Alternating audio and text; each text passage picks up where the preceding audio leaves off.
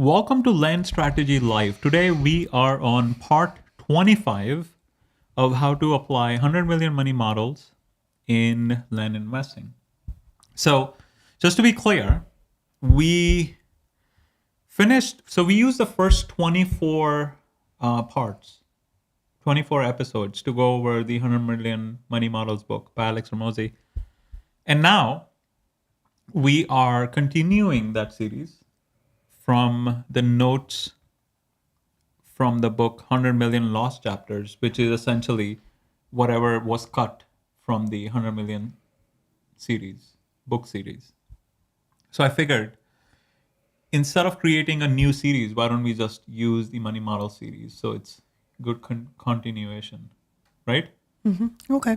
All right. So if you scroll down, actually, these notes, Erica, if you scroll down the notes, tell me if you notice something. Do you think the notes are longer or shorter than the 100 million money models book? Well, you'll have to scroll for a long time if that's the speed you're going, Erica.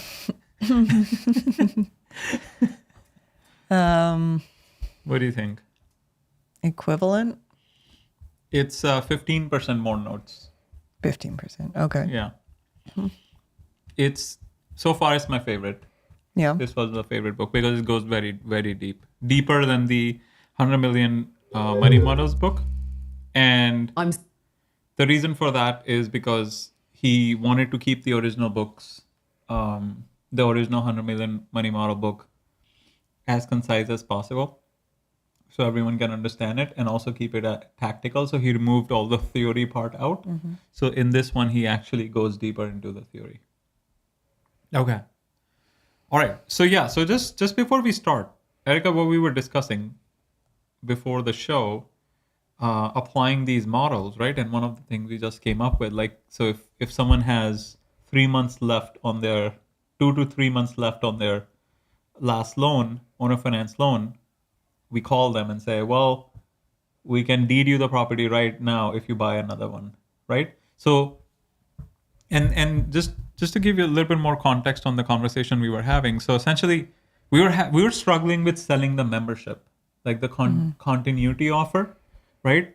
So we kind of realized maybe we are not in the continuity business. Maybe our business model, just like a car, like the dealership, they sell the car and they don't have like a continuity model. They're like, well, when your lease payments or car loan ends, before it's ending, they'll call you and say, well, your car is ending. Would you like to buy another one? So you can continue the payments, right? So I think maybe that's the model, and that's what we need to optimize for. Can you flip the phone? Right? And so that's one analogy. The other one I was thinking was American Express, right? They don't have a true continuity model. Like most of their products are free, right? Credit cards, they usually, high-end ones, they will charge like an annual fee. But most of the regular credit cards, they don't charge an annual fee. They just like, as you use it, they get like a commission.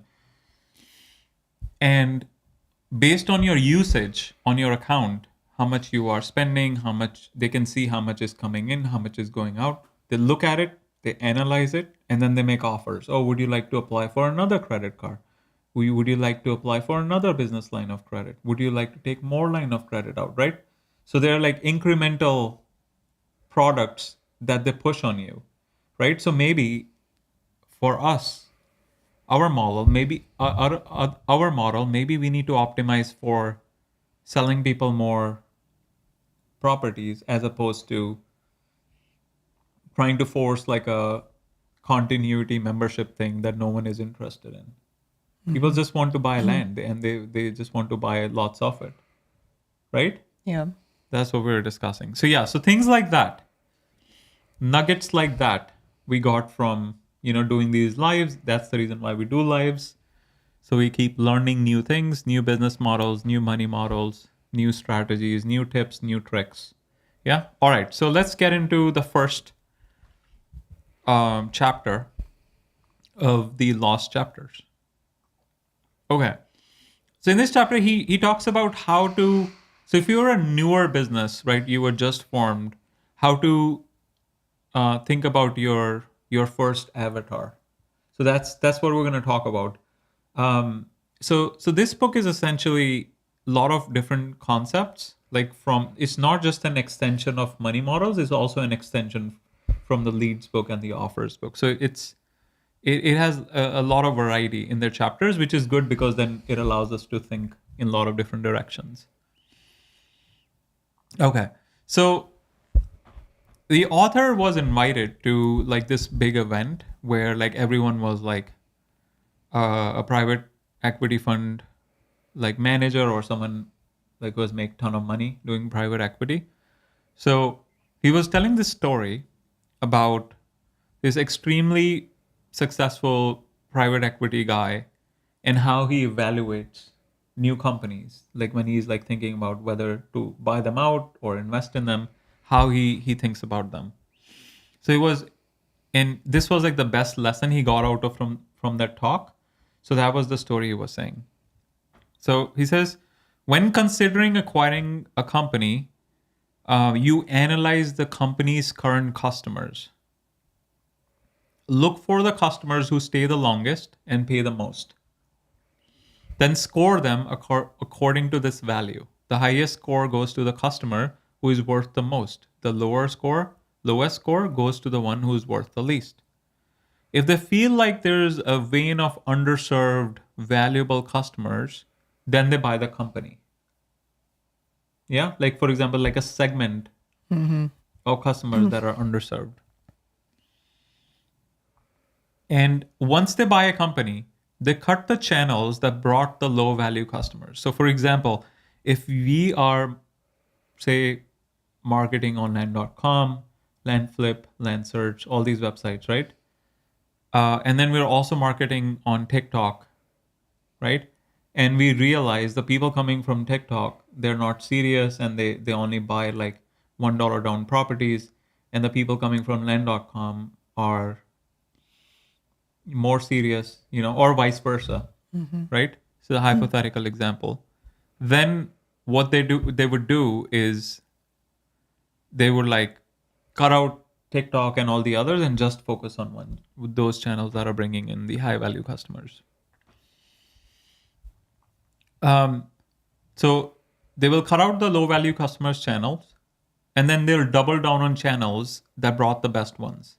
So maybe they'll overspend on land.com or overspend on TikTok ads or TikTok, Facebook ads, whatever the case may be.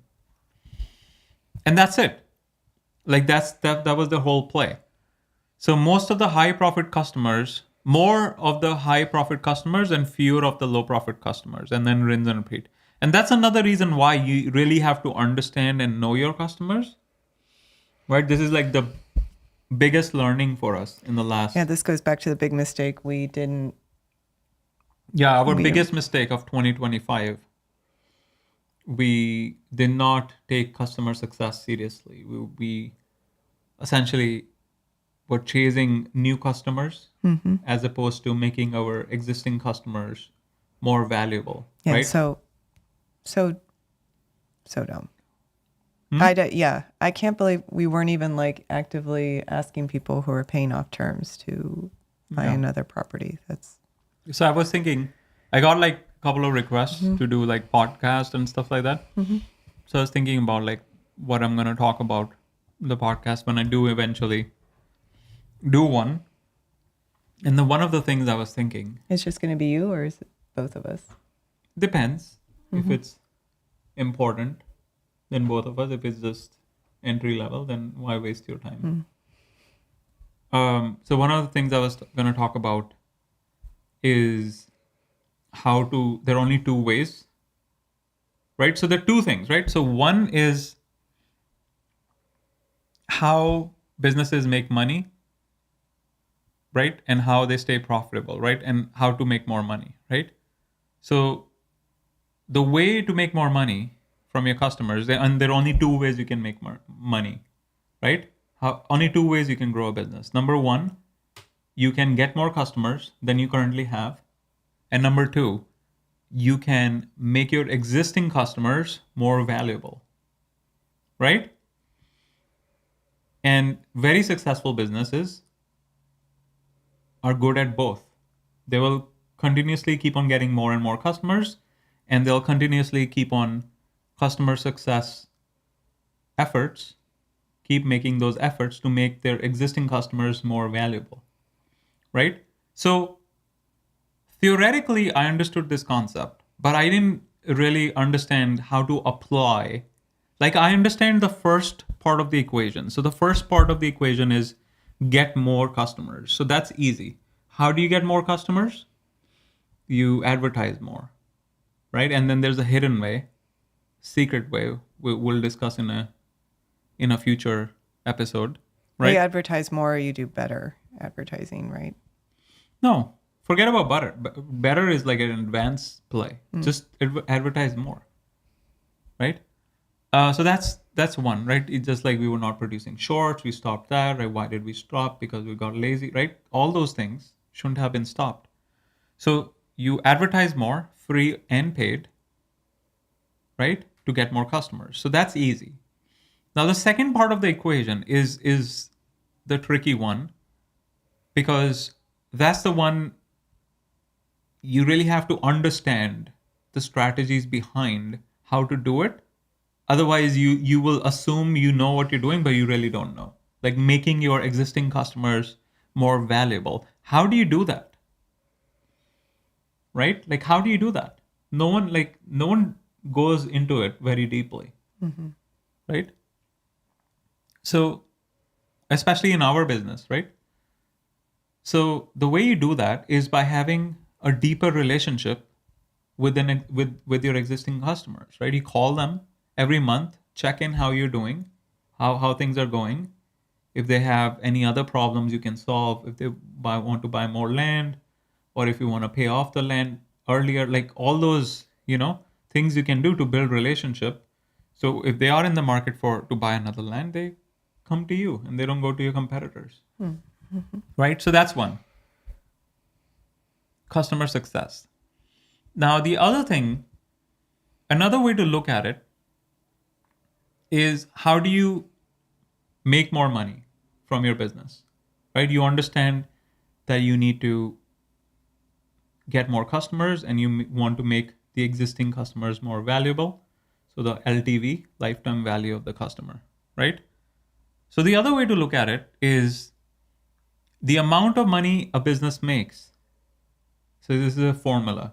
The amount of money a business makes is equal to the goodwill the business has multiplied by the number of offers you make to your customers, or you make to your leads or customers, or both, right?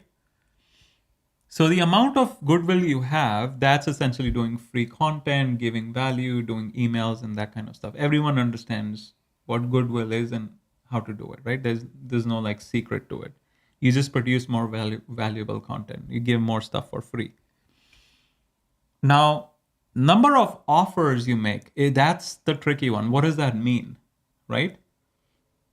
So number of offers is, would you, like, you sell land and then would you like to buy this? Would you like to buy that? Like upsells, downsells, continuity offers, right? And even customer success offers. You call them and say, well, would you like to pay off the loan early? We can give you this much credit back or cash back, or apply this much to the next loan, right? The number of offers, you could make like unlimited offers as long as you're doing it properly without annoying the customer and you have a rapport with them, right? If you are talking to your friend, right, and you're trying to like sell them something, you'll be like, bro, come on, man, you want to buy this or not? You'll be like, no, not really. I'm not sure if I want to buy a new camera, or like I want to buy a used camera. And you're like, bro, but you're getting like 10%. It's like 10% less than market. You're going to buy from Amazon. Why don't you just buy from me? I was like, I don't know. I'll think about it. And then next day you ask me, right? See, because you're friends, you already have rapport. You can ask multiple times, right? So same concept goes with customer success. If you have rapport with them and you're talking about something, and you can still bring it up. Oh, by the way, did you think about the offer I mentioned? Right? So number of offers you make It can be same offers, it can be different offers, it can be a mix of same and different, right? Multiplied by the goodwill is the amount of money you make. So here's an example I was thinking on the podcast, right? So I was thinking like, but I need to be able to understand this. I need to be able to explain this to pretty much anyone. Because if I'm going on a random podcast, like this is like entry level podcast, this is like host that might not even air, right? Might not even air the podcast because they're so new. Or they might air and maybe like 10 people will watch it, but none of those 10 people know anything about land investing or anything, right? So this is like a totally cold audience, right?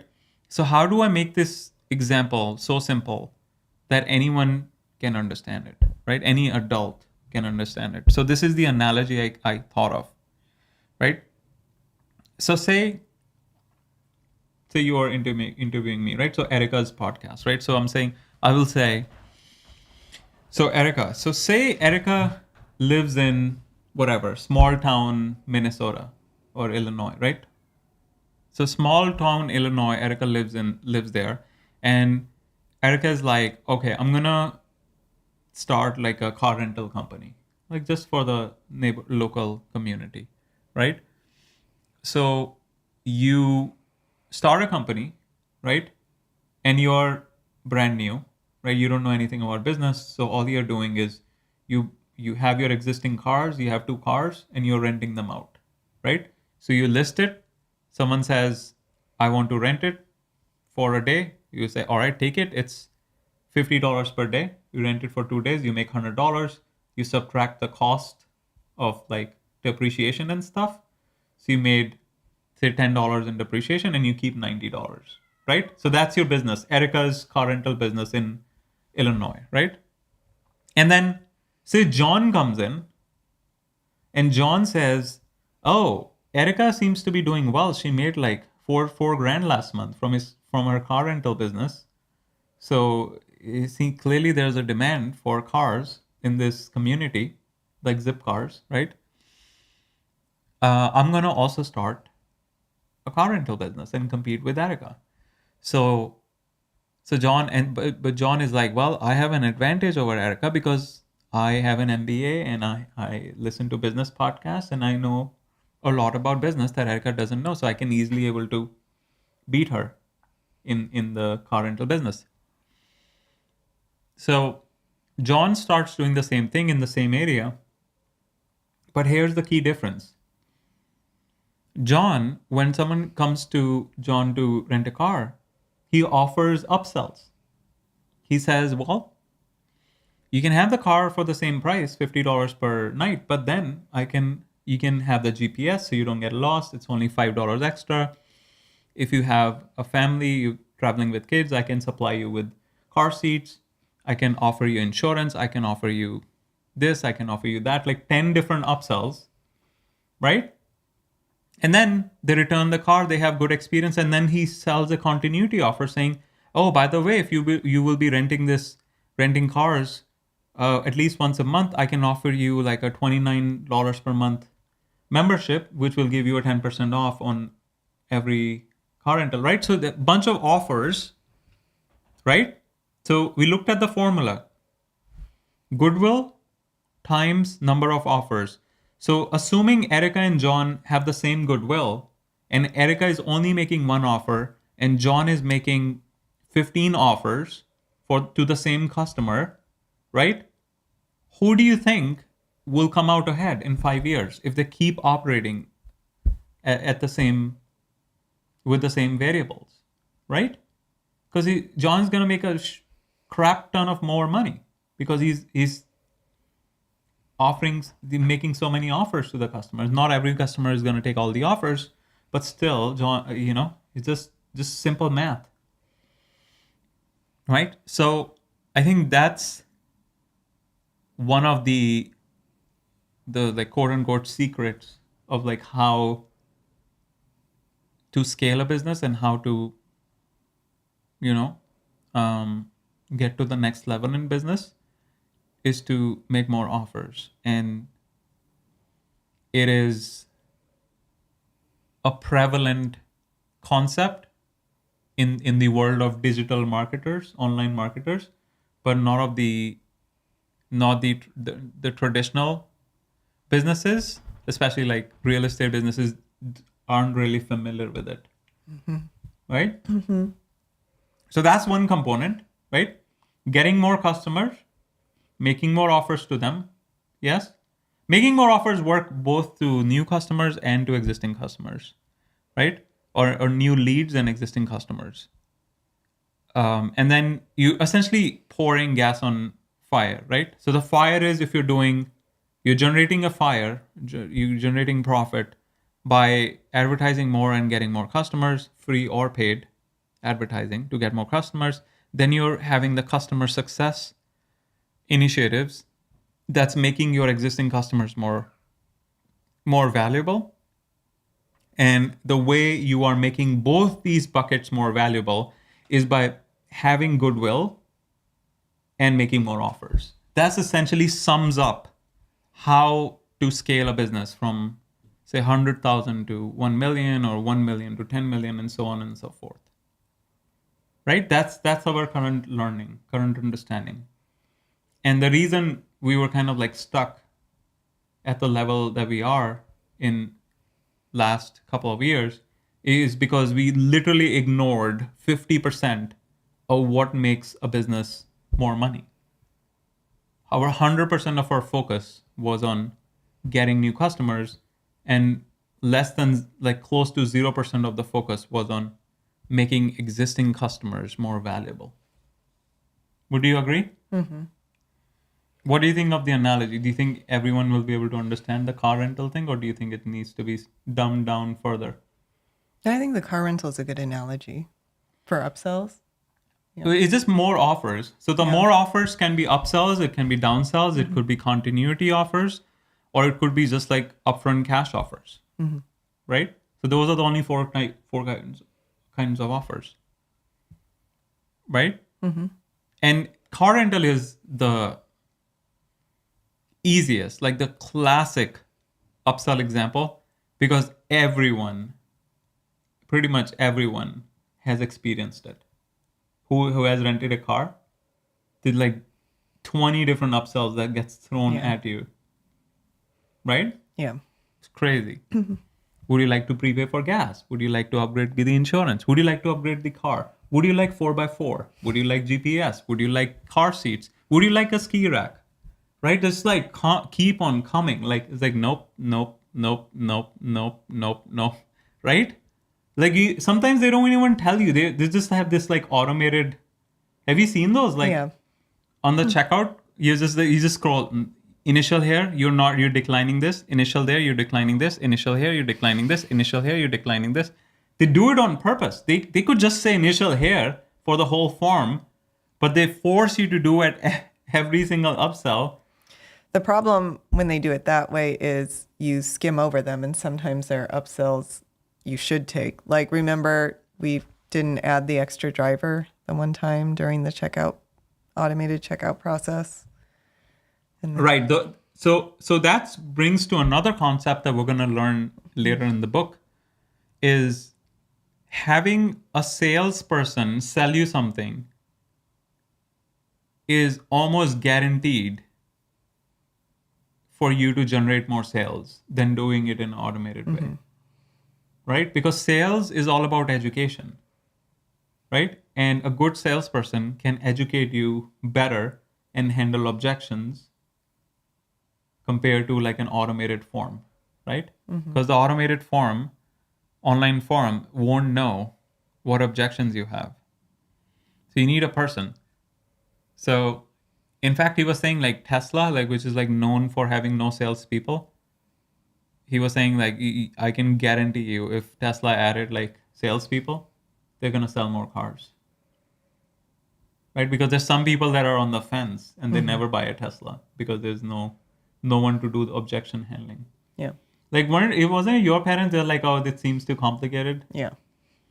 Oh, I cannot figure out the GPS. It seems too complicated. And that's the whole reason at first, before the Elon Musk thing happened, this is when they were actually considering it. Right.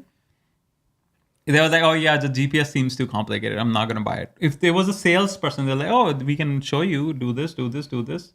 Like, oh, Yeah, that is true because you also have to test the car yourself. Like there are going to be some people who won't even be able to figure out how to get into the car when they go to do a test drive. So it's, yeah, okay. But I mean, not that we can really say anything. Elon Musk is Either what? I mean, he grew a massive company anyway, so. Oh yeah. Okay. So once you buy a company, once they buy a company, this is the private equity. There's a long tangent. Oh, it's a long tangent. You took up half the time on a tangent. Yeah, but it was important. I need to practice the analogy and story because I'm still like, that's why I was like, I wanted to do ask you as well to see if it can be better, or do you think the car rental thing is simple enough for everyone to understand, right? Okay. So once they buy a company, they cut the channels that brought them the low value customers. Then they double down on channels that brought them the best ones. That's it. More of the high profit customers, fewer of the low profit customers, and you rinse and repeat. 80-20 principle on steroids. 20% of the customers bring 80% of the revenue. I think for us, it would be like a lot of our educated buyers, like the people who are super educated, like PhDs, we have a few. We do. And they tend to buy multiple because they understand because a lot of the properties we have, they're very good deals if you're a long-term investor. Yeah. Right? Well, they have the resources, but also, yeah, they tend to already know how to evaluate land and figure out what they want. Yeah. Because if you are a passive retail investor, we have some great deals, right? Yeah. Right? You could literally like double, triple, right? It's an illiquid market, so you can sit on the market for a long time, and then unless someone pays you 3x of what you bought, and you bought it at a 50% discount of the market, and you waited 3 years, you're gonna 3x the money, and there's no way you're 3xing it in 3 years in the stock market. Mm-hmm. And it's land, United States land. It's not gonna go down in value, right? In theory. Yeah. I mean, I would say a lot of those more, I guess you could say, sophisticated buyers, they're also probably thinking, I have multiple options. I know I'm going to hold it for a while. I have multiple options. I mean, maybe for a lot of these lots, you could put Airbnb, a small cabin. Camping, yeah. Hip camp. Yeah. Something you could rent out as well. So the more remote, the better for hip camp, right? Yeah. Yeah. On the remote properties, you have sort of camping rental options, and then in some of the infill lots, eventually you could do like a regular Airbnb. Okay. I thought you were gonna use the conservation word again. So. Well, that is another play. Okay. We have to do one so we can figure out how to actually make some money off of it, because then we can educate people on how to make money off of it. How are you gonna make money off of it? As in, like, we were looking at one of the listings that does conservation for timber. Yeah. Or, well, for instance, one of our customers I was talking to today is saying he's saving up to buy a 20 to 30 acre property, and he wants to reforest it and take advantage of the USDA programs that pay him to reforest the property. Interesting. He said one of his friends did that on a property they got for a good deal, 30 acres for like $100K. And where? In North Carolina. Oh. So explain what the play is. So you buy 20, 30 acres and then you reforest it. How do you reforest? You just plant It'd be similar to like planting a tree plantation. Remember, But we looked at one. isn't it like that takes long, or like existing trees you brought in, bring in from? Well, you don't have to. I mean, I'd have to look into the details of how the program works, but it's not like they're going to wait till the trees are mature to pay you. What they want to see is the reforestation's done. So you could. Oh, so you could just plant them and they don't need to be mature. Yeah, and as long as you keep it forest, like you don't plant them and then tear them down. They'll give you money. Yeah, Every year. So why are we not doing it? Well, that's what I'm wondering. I mean, there are plays like But that. who's gonna do it? You just hire a contractor, so you still have to pay money out of pocket. Yeah, there would be an upfront cost, but I mean, it'd be a lot less than developing the property. But how much money are you getting? Are you gonna be break even in the first year? Maybe not in the first year, but then How much are you getting?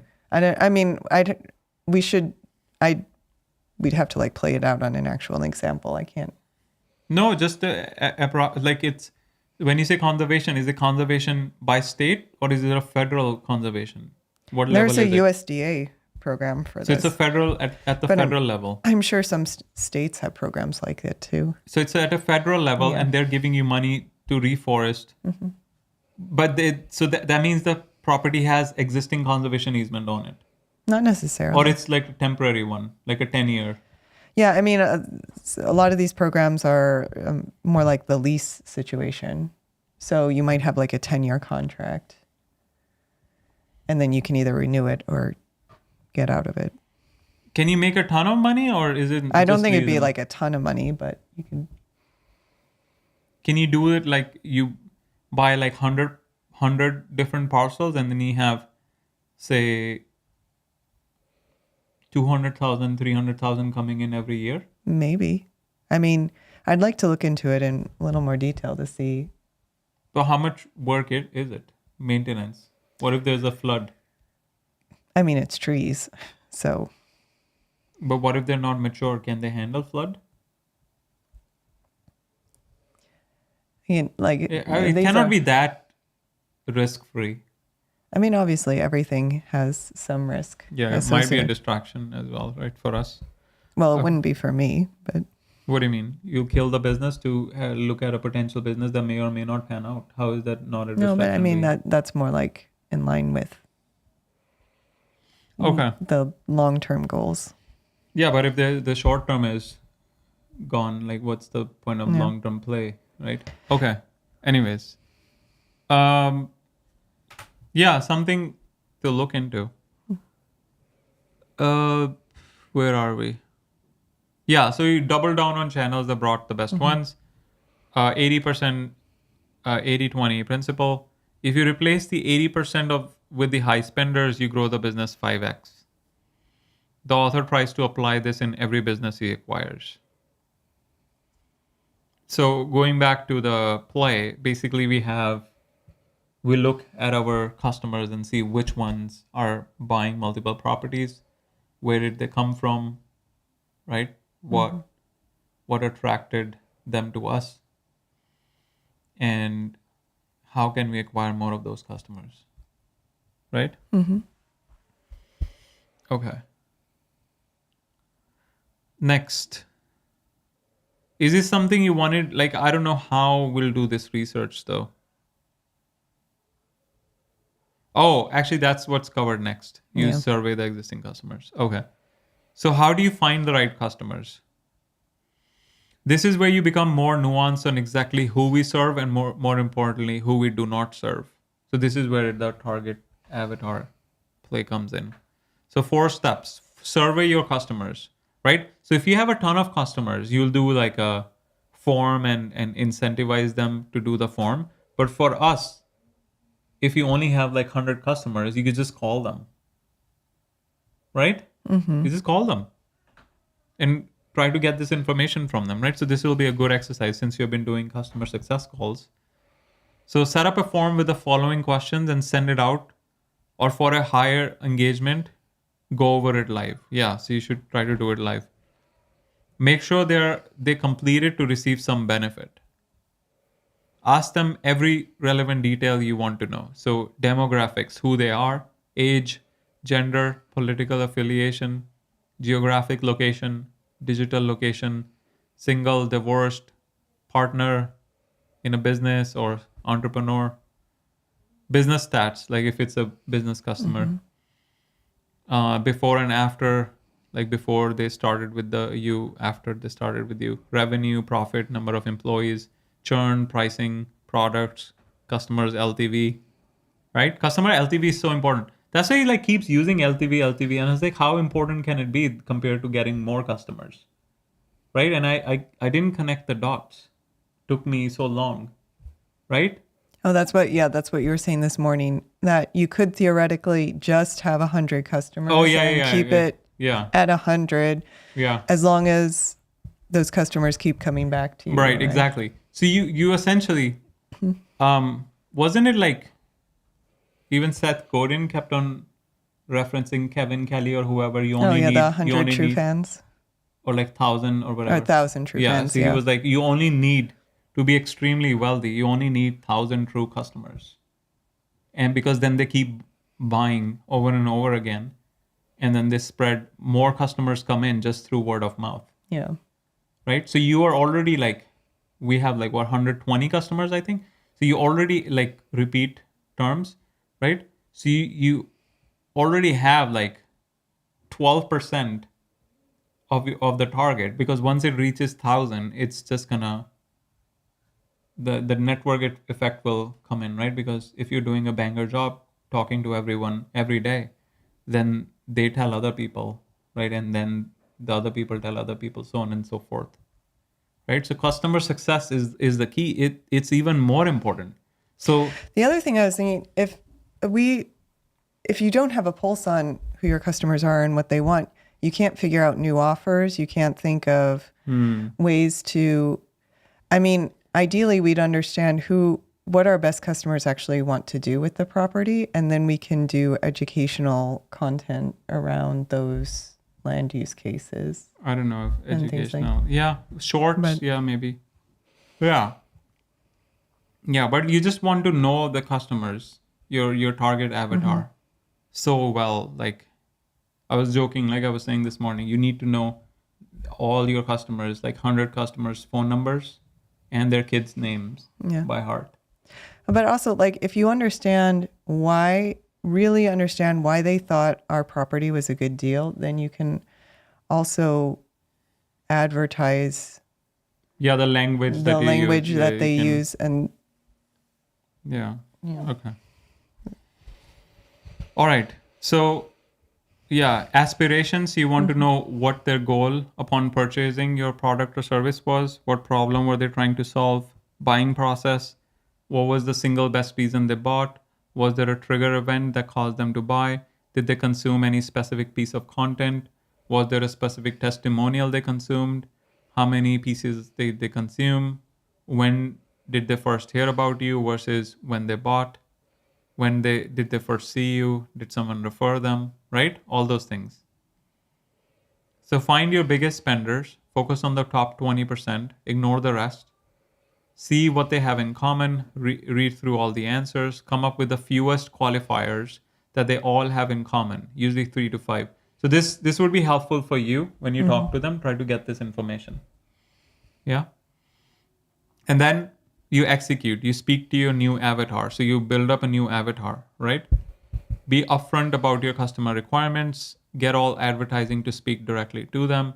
You repel the bad customers and attract the good ones. Stop selling to anyone who doesn't meet your ideal customer requirements.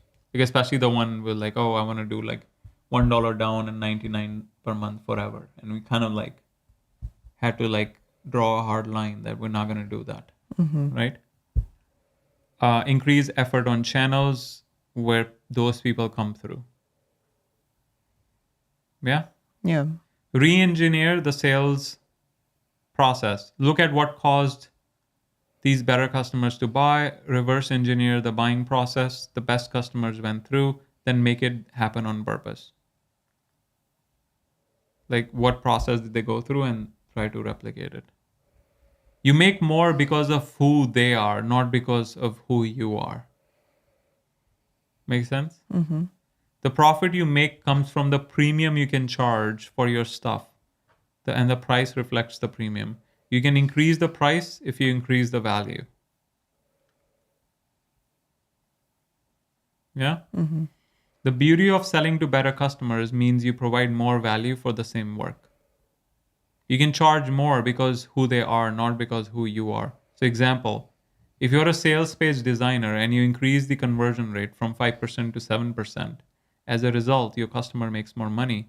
So if a company A made 100K from that page, they'll now make 140K. And if company B makes 10 million, they would now make 14 million. So you work the same amount in both cases, but you provide more value to company B by a lot, and you could charge for it.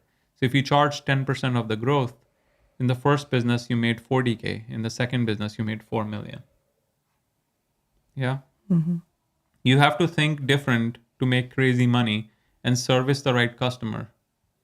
So servicing the right customer is one of those ways. Okay. So let's finish this. So what to do if you have no customers? Start with what you know. Best venture capitalists pick the founders with past experience relative to the new industry. There's a lot of in-depth knowledge. Fast track for new customers is to start in the industry they know about. Most of us have some insider knowledge. Even within that subset, you just want to pick the people you can help the most. Start with what you know, branch out over time. You can run the customer analysis process again once you have more customers to survey. So this is just for like people just starting out. So now he gives the example of the customer survey that he did on his gym launch company. So demographics, right-leaning, conservative, married, 25 to 45, male, gym owner, US based. Business, signed, leased, over one employee, $10,000 per month in revenue, minimum 30 customers, aspiration, 1 million plus gym, not working so much, opening more locations, not working so much. This is funny. It's pretty much everyone wants that, but then they don't want to work more, but they also want to make more money, which is like conflicting. Buying reasons. Didn't we go to the masterminds where we were the only ones who said we want to work more and everyone laughed at us? Yeah. One guy said, yeah, thanks for keep paying for my social security. It's like, bro, you're also paying for everyone's social security. So it's like basically saying if you make more money, you may make more you pay more taxes, so don't make more money. Like, what kind of logic is that? Okay. Buying reasons. Not enough leads, bad market, bad pricing, can't find good employees. So those were the bad reasons the avatar provided. Yes? Buying reasons. Yeah. Why did they buy the gym launch product? Yes? Yeah. Okay. Not enough leads seems to be like a common problem. Okay. So what was the new redefined avatar?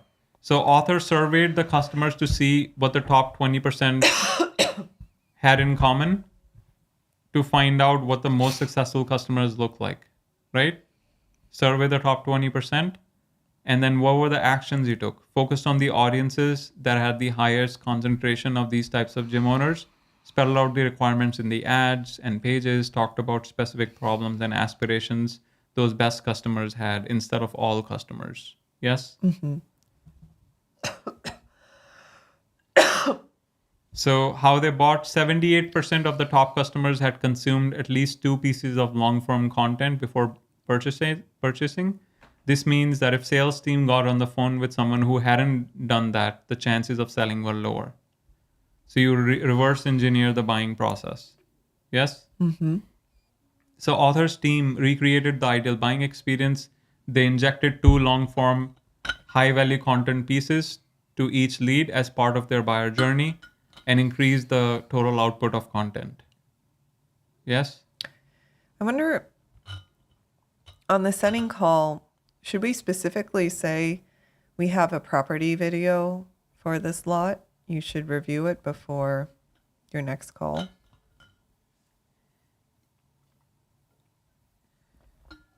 Because I bet we haven't done a customer survey yet, but I bet watching that video increases.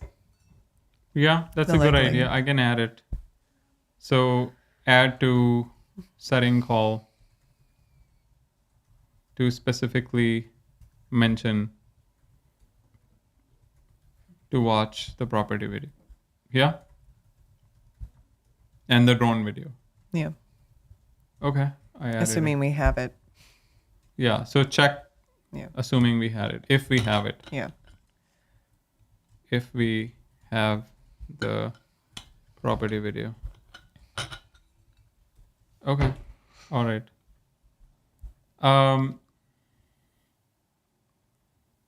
So by doing this, they force them to go through the same buying process the best customers to buy. The long form contents were not disguised as sales pitches. They were genuinely value in advanced content. Right? Okay. What's going on? My throat. Okay. Figuring out the most valuable customers to serve works. Author was making 70% more profit than competitors in the same vertical. Competitors accepted everyone as a result. They dealt with higher customer churn, higher cost of acquisition, lower retention rates, and low satisfaction scores. Their advice was generic. Author selectively pursued and catered to high value customers and ignored all others, which resulted in higher retention, higher gross margin, premium pricing, and tons of repeat business. Same market, but different customer segmentation, dramatically different results. Yeah, I think we might be in this trap where Yeah. we We need to do a lot more advertising and marketing to do specific customer types. no, Yeah. just to generate a huge amount of volume so that we can turn away. Because if you don't have enough, how are you going to turn away? Right? What, you have no work. You're just turning away leads because you're I think the key here more is about changing Right, the marketing messaging. the messaging so you pull in right, more right. So of the you do the customer success calls, and when you have done enough and you get those answers, you will form a target avatar, right? Okay. Quality over quantity. Many competitors try to recreate the author's buyer's journey. However, they don't fully commit. They panic. They cut out steps to get more volume, which is a mistake. If you remove qualification steps, the lead volume will increase, but you will make less money. Merging marketing and sales in one acquisition department solved this problem for good. Marketing stopped complaining that the sales team wasn't closing. Sales team stopped complaining that they wanted more leads. Everyone came together to what mattered most, closing lots of valuable deals. Author now uses the optimal amount of steps to generate the highest return on advertising over the long haul. Author would rather pay $5,000 to acquire $45,000 than to pay $1,000 to acquire $5,000. Knowing your ideal buyer journey forces patience. You see the business holistically rather than as a widget to sell to as many people as possible. This allowed author to max 8x to make 8x more profit than competitors. Once you narrow your focus, you serve fewer customers in the short term. This may mean a short-term decrease in revenue due to the cost of change, but over the long haul, you get a long-term customer with higher retention and profitability. Yes? Okay. So sell to people who don't stop buying. This is the key. Fortunes were created when you sell things that customers don't stop buying, right? This is exactly how we started this. We have come full circle. LTV, customer success, right? So if people keep on buying, you do the rollover and stuff, right? Rollover credits and like 50 other things, continuity offers. If people don't stop buying, that's how you scale. Okay. The goal should be to improve the product, or for in our example would be the improve the service. So everyone wants to keep buying and only sell to customer who historically keep buying. So right now we're like planning, custom planning on every single customer. So if we see, oh yeah, this is like a neighbor is not gonna buy again, so we like cut them. And if this customer is like, so essentially we are doing segmentation where we're focusing on the true value customers, like top customers, because we're manually filtering out based on their history with us, right? So we are essentially doing what the author is suggesting. But then we also have to formalize, these are the characteristics of the people who are really great customers. How do we bring more of them in on the front end? But we also need more data, right? I don't think just having 100 customers and we cull out half of them just because they don't pay on time, and remaining 50 out of 50 we come out with like 10 who are good customers, and we cannot just look at those 10 and design the whole business around those 10, because that's not just large enough data set. I mean, we can incorporate components from it, but we need more data is what I'm saying. I don't think 100 is a big enough sample size. Okay, but it's also easier to do this when you are smaller. If you want to wait until we have like wait. I'm saying we keep going, but I'm saying we shouldn't overhaul the marketing completely. We add components. Mm-hmm. Like if you found out of the 50 active good customers, 5 of them have PhDs, are you going to start marketing, or you must have a PhD to buy, right? That doesn't make any sense, right? So we can add more nuanced details that people prefer, right? Which we already do. But let's learn from data and see what else, how we can pivot, right? Our marketing, okay, to attract more of them. But yeah, we still need more data. Okay. So sell to people who don't stop buying. Fortunes are created when you sell things that customers who don't stop buying. The goal should be to improve the product or service so everyone wants to keep buying, or only sell to customer who historically keeps buying. So if we improve the service and we, keep on following up, they trust us, they like you, and we make them good offers, right? Goodwill times number of offers, then, they won't stop buying, right? They'll feel stupid not to take the offer, right? Okay. There's a reason companies that have enterprise clients tend to get higher multiples, because they deal with better customers who can afford more, have resources to deploy, and are generally easier to deal with than bottom feeders. Once they start buying, they tend to continue to keep buying. All right? Yes? Mm-hmm. All right. Action items. Survey your existing customers. We can do this live, right? So maybe you can write down the questions, try to get that information. Maybe we can maintain that on a wiki page. Yeah. Right? Mm-hmm.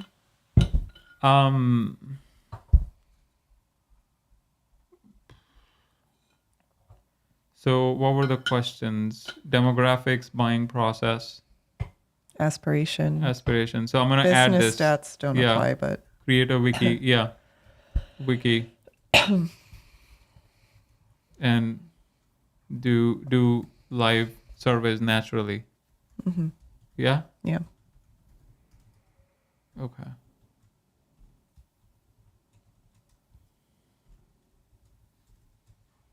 All right. Next action item.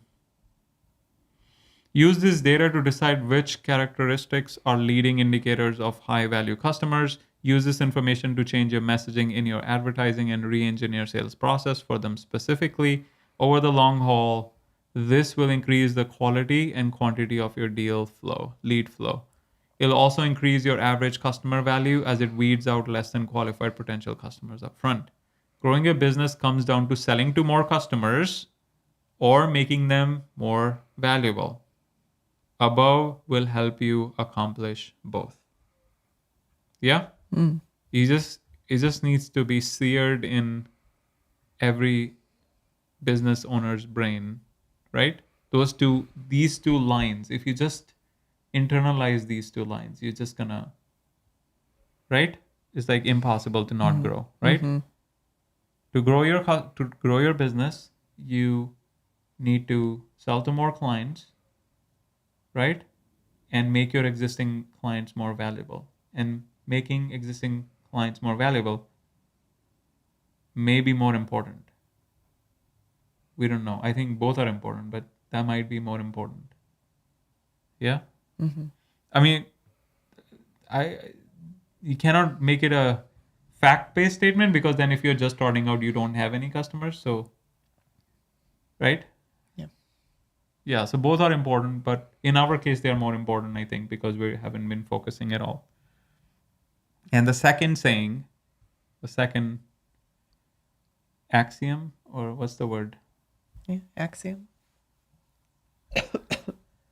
Is the amount of money a business makes is goodwill, the amount of goodwill you have with your customers, clients, leads, multiplied by the number of offers you make, which we're going to cover in much detail. All right. That's it for today, Erica. All right. Did you wanted to do...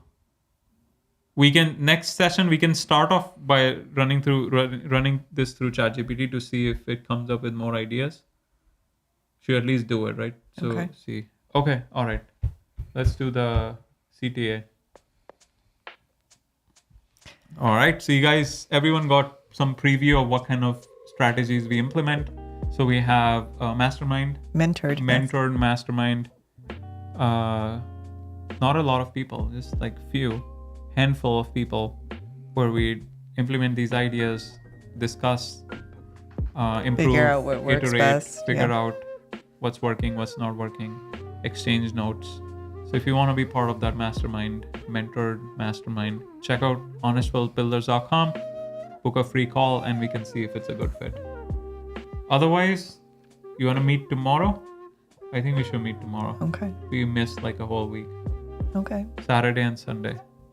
All right, so we'll meet tomorrow at 5 p.m. Eastern.